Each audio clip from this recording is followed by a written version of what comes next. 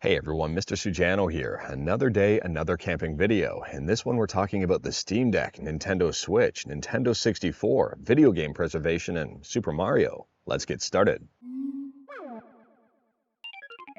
Alright, we'll kick things off here talking about N64 emulation with Simple64, and Simple64 just got a brand new update. So versions 10.1, 10.2, and 10.3 all dropped in a matter of a couple of days. The version you want to check out is version 10.3, and I'll drop a link to it in the description below. Now this update isn't earth-shattering by any stretch of the imagination, so if you're currently using Simple64 and you're happy with it, you don't really need to update just yet.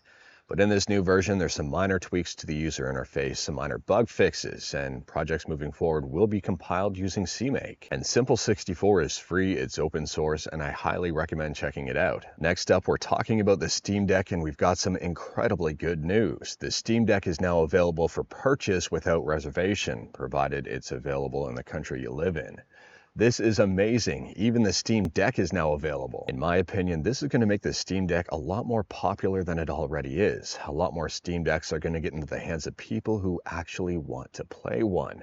This is really, really good news.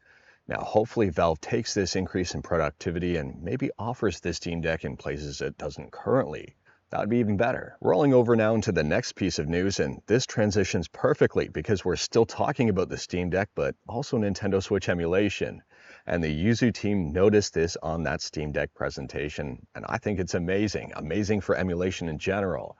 If you take a look at the timestamp of this video, if you take a look at the screen on the Steam Deck, and take a look to the far right side of that screen, well, you can see Yuzu Emulator plain as day. So I've zoomed in on this just to make it a little bit more visible. Who says emulation isn't on the main stage? This is amazing. And next up, we're talking about a fundraiser. Now, before you moan and groan, because a lot of people don't like when I talk about fundraisers, even if it's a really good deal for something, well, this is a fundraiser for video game preservation. That might change your mind. Redump.org is well known for video game preservation, and they're making a final push to complete the PS2 Japanese game library. I'll leave a link to this post in the description below, and feel free to check it out if you're interested. And last up here, we're talking about the Super Mario Bros. Movie, and this one is a little bit unexpected.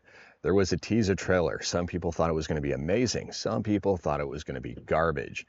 I was kind of indifferent. I really didn't know what to expect, and it turns out it was actually pretty good. If you haven't seen it yet, I'll leave a link to the trailer in the description below, and this has been incredibly popular and very well received. But anyways, that is all I've got for you in this one. Straight to the point, all stuff and no fluff.